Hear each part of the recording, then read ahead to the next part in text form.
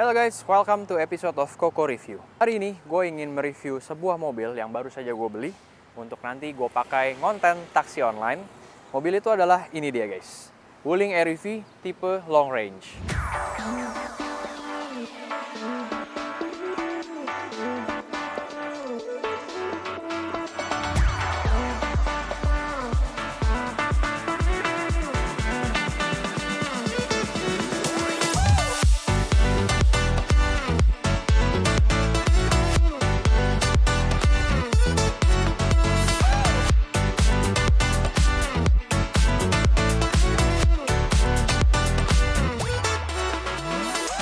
Di video ini, gue akan memberikan kalian first impression dari Wuling REV yang gue beli ini dan walk around tour aja. Nanti kalau untuk driving impression, in-depth tournya, gue akan buatin satu video khusus atau dedicated video yang akan kita pakai untuk bahas lebih dalam lagi mengenai si Wuling REV. Langsung aja seperti biasa, pertama-tama kita bahas dari fascia depannya atau tampak depan dari si Wuling REV ini. Kita bahas dari bagian atas. Bagian ini adalah kap gak bisa dibilang kap mesin sih ya, tapi ya kita bilang aja ini kap depan ya, karena ini kan nggak ada mesin. Jadi di dalam sini tuh nanti akan gue kasih unjuk, ini di dalam sini tuh bukan mesin, oke? Jadi kap depannya itu hanya sebesar kurang lebih 2-3 tangan gue lah, selebar 3 tangan gue. Terus di sini dia ada lampu LED nih, LED bar lurus memanjang ke sana. Dan di sini ada satu kayak pentolan gitu. Untuk pentolan ini sampai saat ini gue masih belum tahu ya ini apaan. Cuman tadinya gue pikir ini adalah kamera 360 tapi ternyata bukan. Nanti akan gue cari tahu lagi.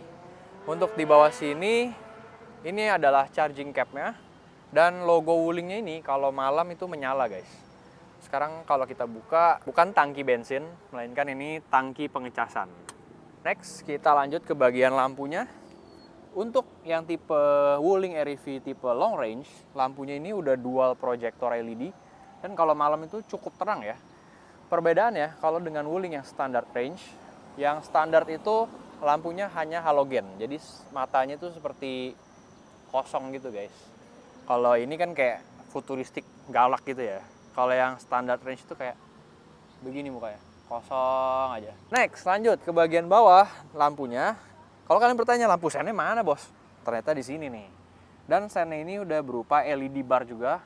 Kalau malam ini cahayanya cukup pekat ya, kuning pekat gitu dan cukup kelihatan. Jadi kalau udah pasang sen masih diserobot, itu berarti kalian harus cek mata deh. Karena ini pasti kelihatan ini LED bar warnanya kuning pekat. Untuk ke bagian tengah sini, dia ya seperti biasa ada grill-grill gini, motif garis-garis.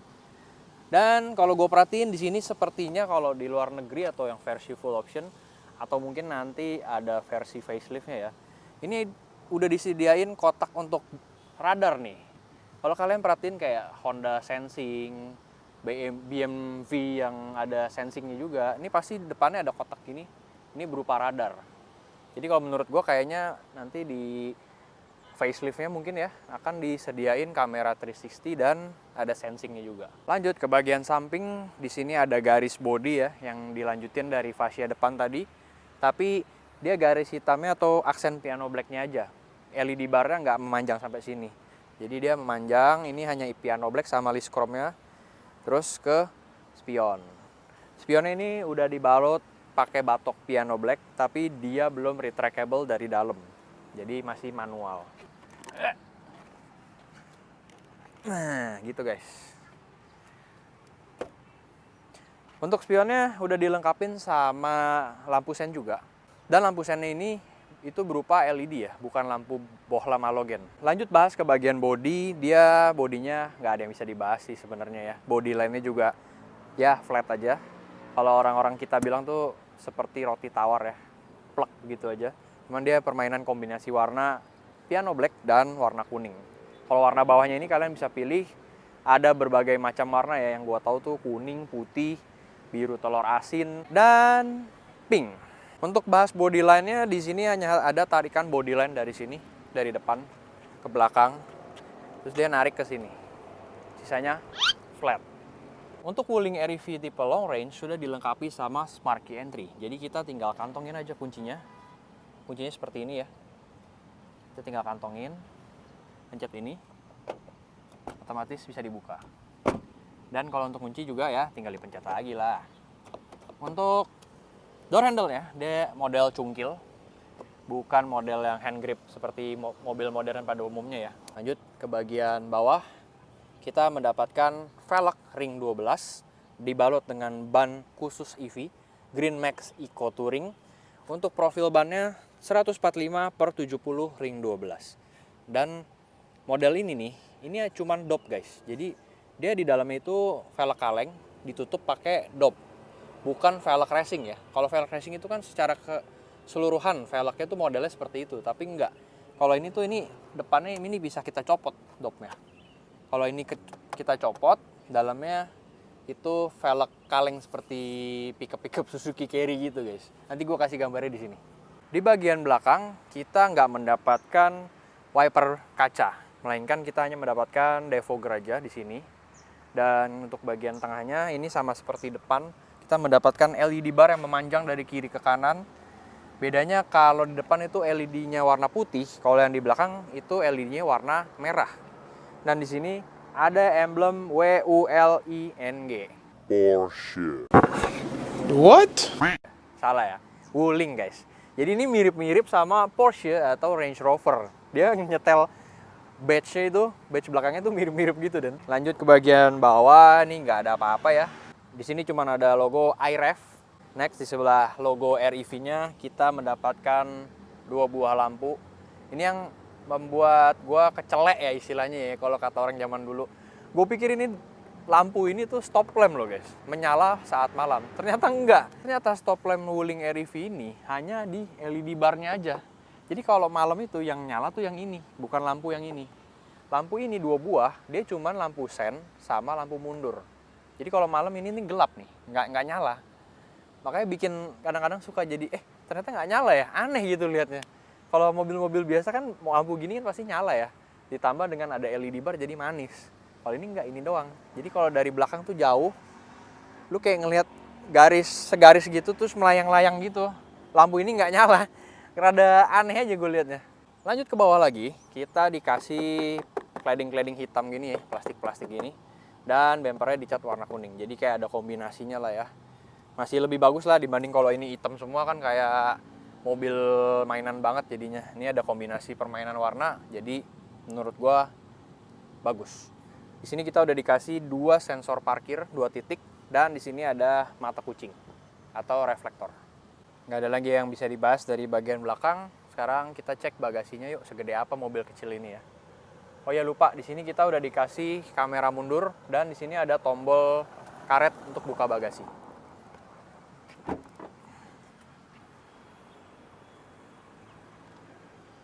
Tara. Bentar beb. Oh ini nyala nih. Bagasinya cuma sejengkal gini kurang lebih. Jadi buat tas-tas wanita gini lah ya cukupnya. Kayaknya kalau tas gym aja udah nggak cukup deh ini. Seperti ini. Tapi untuk memperluas bagasinya, kita bisa turunin jok belakang 50-50. Jadilah bagasinya besar. Lupa ya, gue mau bahas kalau lampu remnya tuh yang mana. Kita dapat high mounted brake lamps di atas. Dan ini yang merah-merah ini lampu rem guys. Bukan lampu malam. Gue contohin ya.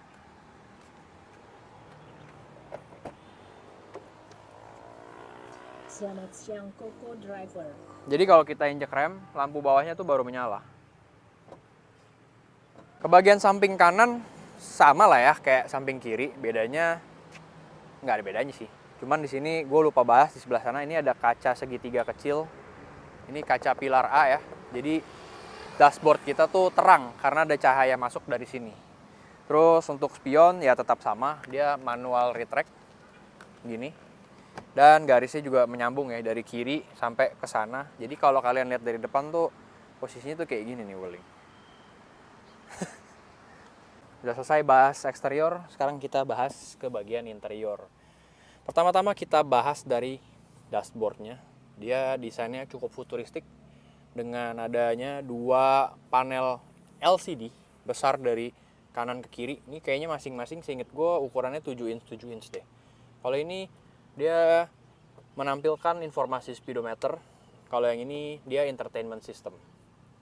Lanjut ke bagian bawah, ini ada 2 kisi-kisi AC dan di sini ada panel AC-nya. Ini untuk temperatur, ini untuk fan speed, dan ini untuk mode semburan arah AC. Jadi kecil-kecil gini cabai rawit ya.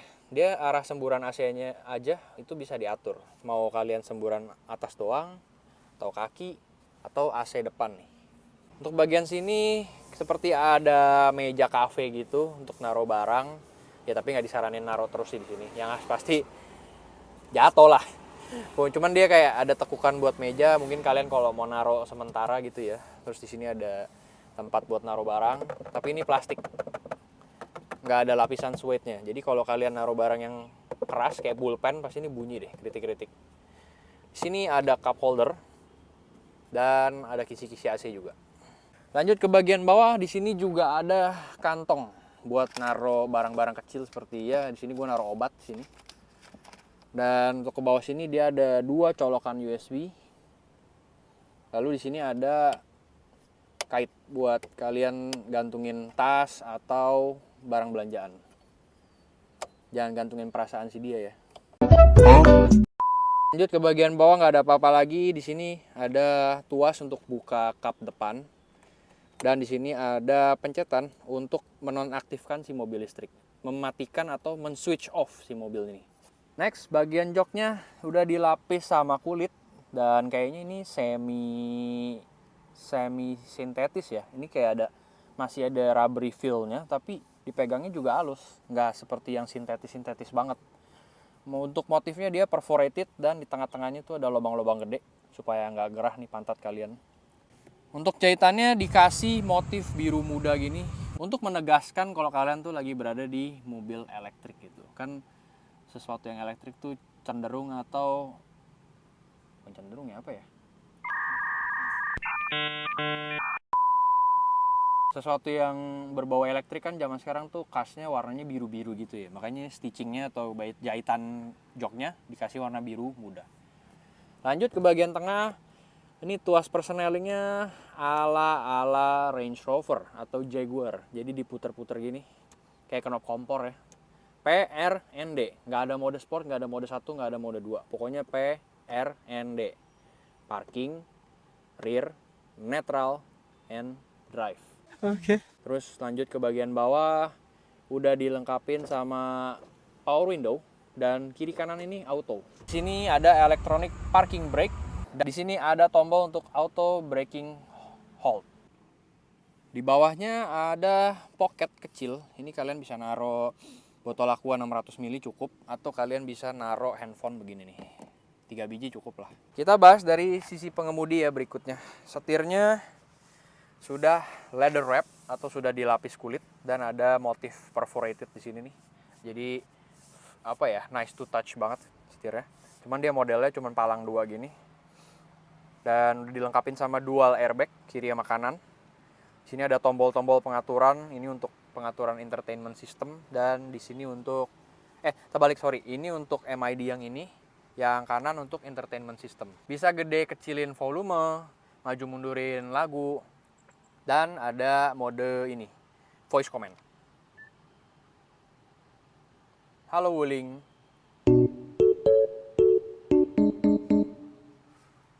Udah amat. Goblok.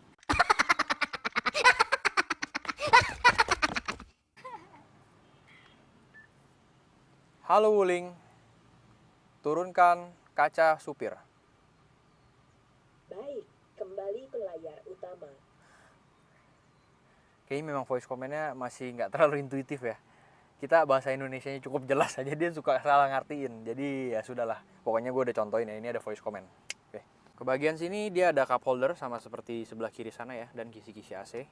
Di bawahnya ada headlight leveling. Dan ini untuk ngatur spion.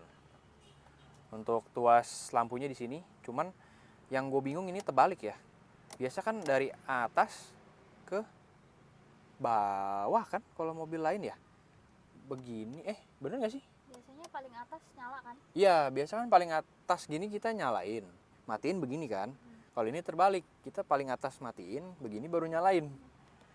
Next, untuk sennya dia udah dilengkapin sama triple turn signal. Jadi kita tinggal toel dikit aja. Dia otomatis berkedip 3 kali lampu Tolong sein. buka aplikasi navigasi terlebih dahulu. Ngeri nih lah. Voice command-nya rada-rada emang guys.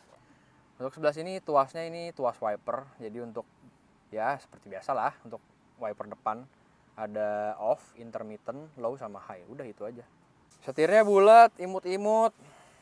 Kita cek dulu yuk klaksonnya kayak gimana. Imut-imut juga nggak? Gue belum pernah ngelakson sih sebenarnya. Lumayan sih imut-imut. Ya sesuai lah sama image mobilnya ya. Kalau mobil gini dikasih klakson keong gitu yang stereo kayak mobil-mobil Eropa gitu kan kayak keberatan di klakson nanti. Klakson gagah begitu yang lewat, wuling anjir. Unyu-unyu. Kita bahas ke door trim, dia bahannya full hard plastic. Dan di sini dibalut sama ini apa ya, kayak lapisan gitu tapi nggak bisa dibilang kulit sih, kayak kulit sintetis gitulah. Pokoknya ini kayak plastik yang dilapisin. Terus ini ada door handle-nya. Ini tuas buat buka pintu. Dan ini untuk kunci pintunya. Untuk entertainment-nya, audio system kita udah dapet speaker dan tweeter. Sisanya nggak ada yang bisa dibahas sih. Seperti yang bisa kalian lihat, ini door pocket-nya lumayan gede ya. Ini kayaknya kalian nyulik anak 2 tahun masukin sini bisa deh. Ini gede banget, panjang cuy. Ini ada cup holder 1 nih. Udah, gitu doang. Selanjutnya kita bahas posisi pengemudi. Gua tingginya 165 cm, iya pendek. Jangan dibahas lagi. Jadi ya seperti ini. Kalau menurut gua, ini gua masih cukup bersyukur malah kalau 165. Karena gua kalau duduk begini aja ya, ini posisi duduknya cukup tinggi loh, commanding gitu. Dan ini vision gua, mata gua nih, udah hampir ke plafon ini guys. Nah kalian bayangin kalau kalian yang tingginya lebih dari 175, kayaknya bakal begini dah. Ini kalian nyetir bukan liatin jalanan, liatin ini nih, plafon. Kalian lihat ya perbandingannya. Ini gue 165 loh. Ini memang lega banget ininya, apa headroomnya. Tapi vision gue, kalau gue duduk kayak bener ya, tuh. Ini commanding tinggi, terus mata gue nih udah setengah mau ngebentur ini kayaknya. Kalau biasanya kan kita kalau nyetir mobil lain, itu kan agak rendah gitu ya. Jadi itu mata atasnya nggak kebentur ini. Kalau ini tuh kayak agak commanding. Ya no issue sih, soalnya gue 165. Nggak tahu deh kalau kalian yang di atas 175 mungkin ya udah kesulitan. Posisi mengemudinya commanding, tapi boleh gue bilang ini kalau untuk perjalanan jauh kayaknya kurang ergonomis ya. Dan gue rasa bakalan pegel nih, karena kiri ini nggak ada armrest. Di kanan sih ada di sini nih. Tapi kiri kalian nih kayak letoy gitu loh, nggak bisa naruh tangan di mana nggak tahu nih, pegel. Untuk kualitas joknya gue cukup seneng ya, karena kulitnya ini cukup enak disentuh. Walaupun gue rasa nih kayaknya nggak full bener-bener 100% genuine leather, tapi tetap feelsnya nice to touch. Terus dia cukup supple, cukup empuk didudukin ya. Terus ini joknya model pocong, bukan model yang adjustable headrest. Jadi ya kalian terima aja kalau yang lebih tinggi dari gue berarti lehernya begini mungkin nih. Coba ya. Mungkin kalau 180 kalian kejepit begini kali lehernya. Ya gue bersyukur sih 165. Jok model pocong. Untuk lebarnya sih gue berat badannya 65. Jadi kurang lebih cukup menopang dengan baik lah kiri sama kanan. Cuman ininya nih nggak kurang panjang. Kalau kita ngegas tuh kalian bisa lihat kaki gue ngegantung. Mau nggak mau gue duduknya harus agak mundur. Yang mana konsekuensinya ya itu tadi, mata gue visionnya atasnya ini kebentur ini. Bahas ke pengaturan joknya nggak ada height adjuster, cuman bisa maju mundur segini nih. Ini paling maju, ini style mama banget nih. Kalau ini style bapak-bapak lancai, santuy banget ya kan. Kalau untuk recliningnya bisa rebah banget, nggak juga sih ternyata, segini doang, nggak bisa sampai rebah banget, 45 derajat lah ya. Kalau depannya segini, style orang gila. Oke, balikin, capek. Isu berikutnya, yang gue paling sebel dari mobil ini guys, seat beltnya ini peletakannya cukup ke belakang. Jadi, ntar ya gue setel dulu ke posisi duduk gue. Oke, ini posisi duduk gue ya. Kalian bayangin, biasa kan kalau mobil biasa seat beltnya kurang lebih di sini lah ya, tep gitu, sampai. Ini gue sampai begini coy. Ini pintu kebuka loh. Ini kalau pintu ketutup, emosi yang ada. Baru bisa. Jadi peletakan seat beltnya itu agak terlalu belakang. Ya mungkin karena pintunya ini lebar ya. Untuk ukuran mobil city car gitu, pintunya ini lebar. Kayak pintu, tuh, liatin aja. Kayak pintu mobil coupe gitu lah. Tadi udah bahas posisi mengemudi, sekarang kita bahas posisi penumpang ya. Kalau kalian lihat dari depan nih mobil kotak sabun kecil mungil gitu kan, ini belakangnya udah kayak claustrophobic kali ya. Surprisingly, enggak guys. Gue praktekin ya. Naiknya aja cukup gampang. Sekali lagi, karena gue 165. Buat kalian yang 170 ke atas, kasihan deh lu. Derita Anda ya. Ini gue 165. Posisi depan ini posisi mengemudi gue. Gue tarik ya. Nggak bisa, ditarik dulu ininya. Kurang lebih segini lah ya kalau nyetir. Dan legroom di belakang ini massive guys. Sejengkal coy. Ini bener-bener gue masih duduk dengan nyaman. Kelihatan nggak? Dan legroom lagi headroom ini gede banget coy. Ini bener-bener yang bikin gue surprise banget ya, bikin gue kaget dari mobil ini. Nih, gue masih duduk dengan nyaman dengan legroom dan headroom yang cukup gede. Walaupun memang joknya ngegantung ya, nggak mensupport kaki atau paha gue sampai full gitu. Tapi ya at least masih bisa duduk kayak gini lah di belakang. Nih, dan di belakang kita udah dikasih seat belt. Mantap. Dan untuk penumpang belakang kita nggak dianaktirikan. Kita dikasih jendela yang cukup gede, memanjang ke bawah. Jadi feels di belakang tuh kayak nggak claustrophobic. Kalian bayangin kalau jendelanya cuma segini. Atau bahkan nggak dikasih jendela sama sekali. Ini di belakang udah kayak ayam guys. Kalian kayak ayam lagi mau dibawa disembelih gitu. Bener-bener claustrophobic sih. Tapi ini karena dikasih kaca yang gede dari atas ke bawah. Terus dikasih grip, hand grip juga. Jadi mantap loh ini di belakang. Kalian bisa lihat legroom, headroom, massive kalau menurut gue. Bahkan kalau kalian bisa duduk begini di belakang. Untuk joknya masih sama seperti depan ya. Ini kulit dan nice to touch banget. Gue kalau ngelus-ngelus gini enak banget. Gue berasa kayak ngelus, you know lah. Di sini joknya sudah dilengkapin sama Isofix. Berarti kalian kalau mau pakai baby car seat itu bisa. Dan untuk motifnya masih sama seperti di depan, perforated. Ada stitching biru muda. Tapi yang gue sayangkan di belakang kita nggak dapet cup holder untuk naruh minuman atau at least pocket kecil lah gitu ya untuk naruh handphone gitu. Ini nggak ada di door trim sini tuh. Ya udah, plain aja. Untuk storage orang belakang cuman dapet paling ini seat back pocket. Yang mana ini pasti rebutan sama yang punya mobil, karena biasa kan yang punya mobil pasti naruh barang di sini semua. Dan kalau kalian naruh handphone di sini, udah pasti kayak nyari harta karun nanti. Tapi paling nggak ada lah ini seat back pocket 2 biji di kiri dan kanan. Woi, gimana nih keluarnya woi? Jangan bingung guys, gampang kok. Ini ada tarikan, tinggal tarik. Dan yo, rusak deh. Eksterior udah bahas, interior udah.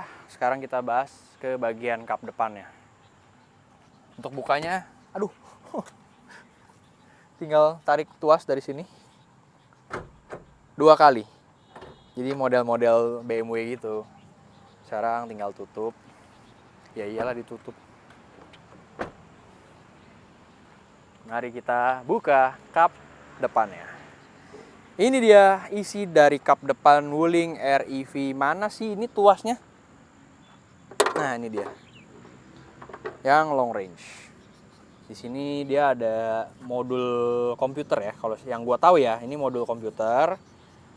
Pengisian air wiper, minyak rem. Lanjut ke sini, ini kayaknya modul untuk lampu-lampuan nih. Soalnya dia nyambung ke depan. Lalu di sini ada fan, kipas tuh kayak buat dinginin inilah baterai. Terus di bawah sana tuh ada modul ABS. Tuh.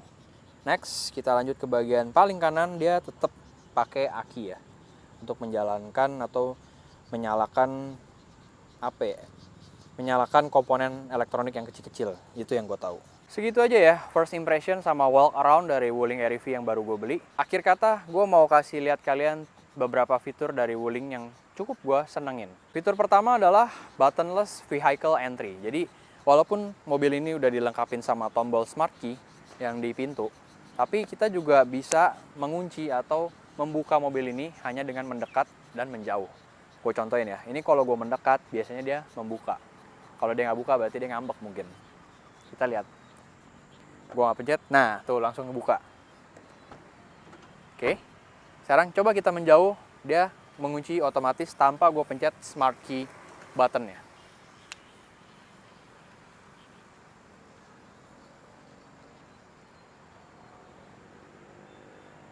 Fitur berikutnya yang gue suka adalah mobil ini menyambut majikannya dengan elegan.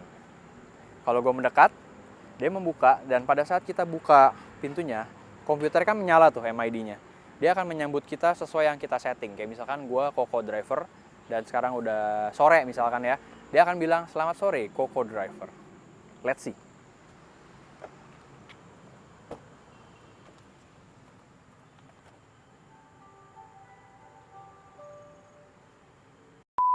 Ya yang tadi gagal, kita coba lagi. Tapi memang aneh sih.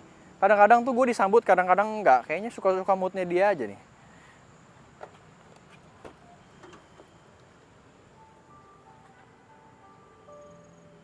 Ah, bodo amat. Contohnya kayak gini guys. Selamat siang Coco Driver. Fitur lainnya yang gue suka, mobil ini dilengkapin sama mode berkendara ya. Ada Eco dan Sport. Jadi kalau kalian mau merasakan bom-bom car feeling, kalian nyalain Sportnya. Mobil ini cukup gila sih, ininya, torsinya. Galak banget.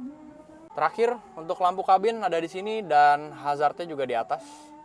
Jadi kalau kalian bingung nyariin tombol hazard, ada di atas.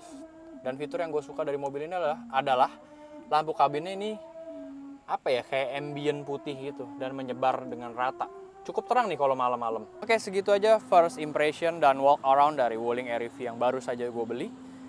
Berhubung platnya belum ada, jadi belum gue bisa pakai untuk konten on-beat atau warawiri. Nanti akan gue bikin in-depth tournya, review berkendaranya, impresi berkendara setelah platnya turun. Gimana menurut kalian guys? Cocok gak gue pakai mobil ini? Apakah terlalu imut-imut dengan perawakan gue yang sangar? Komen di bawah ya. Ya udah, thank you for watching semuanya guys. Jangan lupa untuk like and subscribe video ini. I'll see you in the next video. Bye.